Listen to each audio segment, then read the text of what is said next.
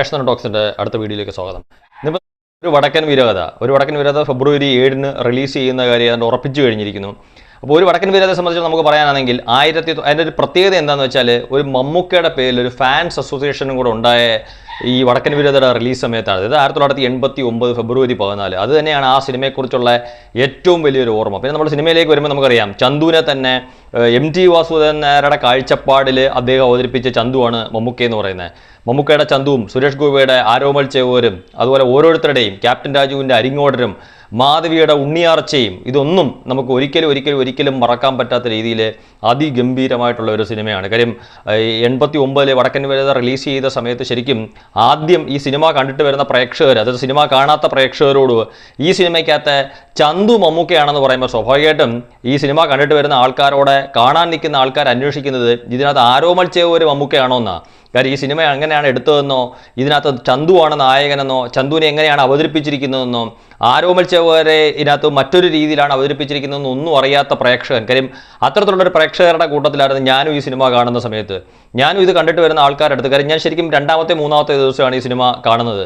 ചോദിക്കും മമ്മൂക്ക ആണ് ഇതിനകത്ത് ചന്തു എന്ന് പറഞ്ഞപ്പം സ്വാഭാവികമായിട്ടും പെട്ടെന്ന് മനസ്സിനൊരു വിഷമം. എന്തുകൊണ്ട് മമ്മൂക്ക അന്നത്തെ കാലത്ത് ഒരു നെഗറ്റീവ് വേഷം ചെയ്യുന്നത് ചിന്തിക്കാൻ പോലും പറ്റാതിരുന്ന ഒരു സമയം. പിന്നീടാണ് അറിയുന്നത് ചന്തുവാണ് ഈ സിനിമയിലെ പ്രധാന കഥാപാത്രം. ചന്തുവിനെ മറ്റൊരു രീതിയിലാണ് MT വാസുദേവൻ നായർ ഇതിനകത്ത് അവതരിപ്പിച്ചിരിക്കുന്നതെന്നൊക്കെ. കാര്യം മമ്മൂക്ക ഏറ്റവും മികച്ച രീതിയിൽ അവതരിപ്പിച്ച കഥാപാത്രങ്ങളിലൊന്നാണ് ഒരു വടക്കൻ വീരകഥ. അദ്ദേഹത്തിന് നാഷണൽ അവാർഡ് നേടിക്കൊടുത്തിരിക്കുന്ന ഒരു വടക്കൻ വീരകഥ. ഇപ്പോൾ വടക്കൻ വീരകഥയെ സംബന്ധിച്ച് നമുക്കറിയാം മമ്മൂക്കയുടെ മറ്റു റിലീസ് ചിത്രങ്ങളൊക്കെ ബോക്സ് ഓഫീസിൽ വേണ്ടുന്ന രീതിയിൽ വലിയ വിജയമാകാതെ പോയപ്പം തീർച്ചയായിട്ടും ബോക്സ് ഓഫീസിൽ ഏറ്റവും വലിയൊരു വിജയമാകാൻ പോകുന്ന ഒരു സിനിമ തന്നെയായിരിക്കും ഒരു വടക്കൻ വീരകഥ എന്നുള്ള കാര്യത്തിനകത്ത് യാതൊരുവിധ തർക്കവുമില്ല. കാര്യം അതിൻ്റെ ഒരു 4K ഒരു തിയേറ്ററിൽ കാണുക എന്ന് പറയുന്നത് തന്നെ എനിക്ക് തോന്നുന്നത് എത്രമാത്രം എക്സൈറ്റഡ് ആണ് നമ്മൾ ഓരോരുത്തരും, പ്രത്യേകിച്ച് എന്നെയൊക്കെ പോലുള്ള ആൾക്കാർ തിയേറ്ററിൽ ആദ്യത്തെ ഷോ കാണാൻ വേണ്ടിയിട്ട് കാണാൻ കാത്തിരിക്കുകയാണ്. എനിക്ക് തോന്നുന്നു മമ്മൂക്കയുടെ ഏതെങ്കിലും ഒരു സിനിമ നമ്മൾ പ്രതീക്ഷിക്കുന്നെങ്കിൽ അത് ഒരു വടക്കൻ വീരകഥ തന്നെയാണ്. കാര്യം മറ്റു പല ചിത്രങ്ങളുടെ റിലീസ് പ്രഖ്യാപിക്കുന്ന സമയത്ത് പോലും ഞാൻ ഏറ്റവും കൂടുതൽ അന്ന് ആഗ്രഹിച്ചിരുന്ന ഒരു വടക്കൻ വീരകഥയ്ക്ക് ഒരു റിലീസ് ഉണ്ടായിരുന്നെങ്കിലെന്ന് ആലോചിച്ചിട്ടുണ്ട്. കാര്യം ലാലേട്ടൻ്റെ സ്പടികയൊക്കെ ഇറങ്ങുന്ന സമയത്ത് എനിക്ക് തോന്നുന്നു അന്നൊന്നും ഒരു വടക്കൻ വീരകഥയുടെ ഒരു റിലീസിനെ കുറിച്ചുള്ള ചർച്ചകൾ ആ സമയത്ത് സോഷ്യൽ മീഡിയയിൽ, അതായത് നമ്മളൊക്കെ അറിയത്തക്ക രീതിയിൽ നടന്നില്ല. അല്ലാതെ അതിൻ്റെ നിർമ്മാതാവിൻ്റെ കുടുംബത്തിൻ്റെ ഭാഗത്തു നിന്നൊക്കെ അത്തരത്തിലുള്ളൊരു റിലീസിനെ കുറിച്ചുള്ള ആലോചനകളൊക്കെ നടക്കുന്നുണ്ടായിരുന്നു കാണും.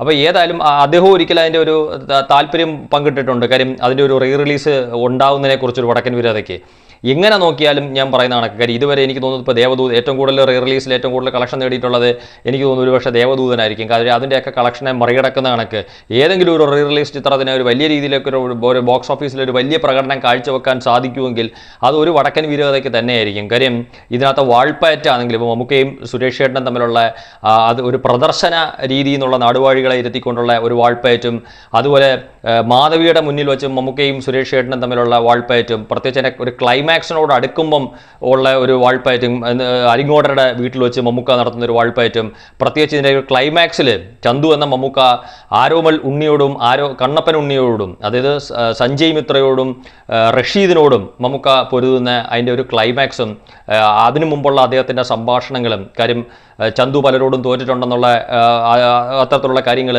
ചന്തുവിനെ തോൽപ്പിക്കാൻ ആവില്ല എന്നുള്ള സംഭാഷണങ്ങൾ, പിന്നെ അതിൻ്റെ ക്ലൈമാക്സിൽ അദ്ദേഹം ആ ഒരു എന്താണ് പറയുന്നത് ഏറ്റവും മികച്ച ഒരു ക്ലൈമാക്സ് എന്ന് നമുക്ക് പറയാൻ പറ്റും. കാര്യം ഏതൊക്കെ വടക്കൻ പാട്ടുകളിലുള്ള സിനിമ ഒരുക്കിയിട്ടുണ്ടെങ്കിലും വടക്കൻ വീരകഥയ്ക്കൊപ്പം നിൽക്കുന്ന ഒരു സിനിമ ഇതുവരെ ഒരു സംവിധായകനോ അല്ലെങ്കിൽ ഒരു തിരക്കഥാകൃത്തോ ഒരു നായകനോ ഒരുക്കിയിട്ടില്ലെന്ന് നമുക്ക് പറയാൻ പറ്റും. കാര്യം ഇപ്പം സത്യൻ സാറിൻ്റെയും നസീർ സാറിൻ്റെയൊക്കെ വടക്കൻ പാട്ടുകളിലുള്ള ഒരുപാട് സിനിമ നമ്മൾ കണ്ടിട്ടുണ്ട്.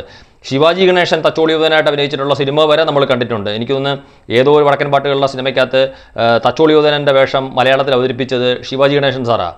അപ്പോൾ അത്തരത്തിലുള്ള ആളുകളുടെയൊക്കെ പ്രകടനം നമ്മൾ കണ്ടിട്ടുണ്ട്. പക്ഷേ മമ്മൂക്കയോളം പോന്നെ, അല്ലെങ്കിൽ MTയോളം പോന്നെ, അല്ലെങ്കിൽ ഹരിഹരൻ സാറിനോളം പോകുന്ന 3 പേര് യോജിച്ചെടുത്തിരിക്കുന്ന ഒരു സിനിമ, പ്രത്യേകിച്ച് ഇതിനകത്ത് ഒരു പാട്ട് തന്നെ, ഉണ്ണി ഗണപതി എന്ന് തുടങ്ങുന്ന പാട്ടും, ഇന്ദുലേഖ കണ്ണു തുറന്നു എന്ന് പറയുന്ന പാട്ടും, കുന്നത്തൂർ സൂര്യൻ ഉദിച്ചതാണോ എന്നുള്ള പാട്ടും, ഇത് അത്രയും മനോഹരമായിട്ട് നമുക്ക് എത്ര കേട്ടാലും ഒരിക്കലും മറക്കാൻ സാധിക്കാത്ത അതിഗംഭീരമായിട്ടുള്ള ഗാനങ്ങളോടുകൂടിയുള്ള ഈ സിനിമ. കാര്യം എനിക്കൊന്ന് ബോംബെ രവിയും, അതുപോലെ ബോംബെ രവി ആണെന്ന് എനിക്ക് തോന്നുന്നത് എൻ്റെ മ്യൂസിക്, അതുപോലെ ജയകുമാർ സാറാണെന്ന് തോന്നുന്നത് എൻ്റെ ഒരു ഗാനരചന. കാര്യം എല്ലാവരെയും ഓരോരുത്തരെയും നമുക്ക് എടുത്തു പറയത്തക്ക രീതിയിൽ ഓരോരുത്തരുടെയും പെർഫോമൻസ്, അതായത് ഇൻ്റർവെൽ കഴിഞ്ഞ് അതുവരെ കണ്ണപ്പൻ ചേവകരുടെ അവിടെ ഉണ്ടായിരുന്ന ചന്തു പിന്നീട് അരിങ്ങോടരുടെ കളരിയിൽ അഭ്യാസം തുടങ്ങുന്നത് ഇൻ്റർവെല്ലിന് ശേഷം, അത്തരത്തിലുള്ള കാര്യങ്ങളൊക്കെ തന്നെ അതിഗംഭീരമായിട്ട് ഒരുക്കിയിരിക്കുന്ന ഈ സിനിമ തീർച്ചയായിട്ടും ഓരോ പ്രേക്ഷകനും ഇത് നഷ്ടപ്പെടുത്താതെ ആദ്യത്തെ ദിവസത്തെ ആദ്യത്തെ ഷോ തന്നെ കാണണം എന്നുള്ള, അതായത് ഞാൻ കാണും, മറ്റുള്ളവരും അത് കാണണം എന്നുള്ളൊരു ആഗ്രഹമുണ്ട്. കാര്യം ഇത് തിയേറ്ററിൽ നമ്മളിപ്പോൾ ഇത്ര നാൾ ടി വിയിലും അല്ലെങ്കിൽ നമ്മൾ യൂട്യൂബിലും ഒക്കെ കണ്ടിട്ട് നമുക്ക് ഓരോരുത്തർക്കും ഉണ്ടായിട്ടുള്ള ത്രില്ലിൻ്റെ ഇരട്ടിയായിരിക്കും നമുക്ക് തിയേറ്ററിൽ ഒരു തിയേറ്റർ എക്സ്പീരിയൻസ് ഈ സിനിമയ്ക്ക് ഉണ്ടാവാൻ സാധ്യത അല്ലെങ്കിൽ ഉണ്ടാകാൻ പോകുന്നത്. എന്തായാലും ഒരു വടക്കൻ വീരഗാഥ റീ റിലീസ് ചെയ്യുന്ന സിനിമകളുടെ ചരിത്രത്തിൽ ഏറ്റവും വലിയൊരു വിജയമായി മാറട്ടെ. Thank you.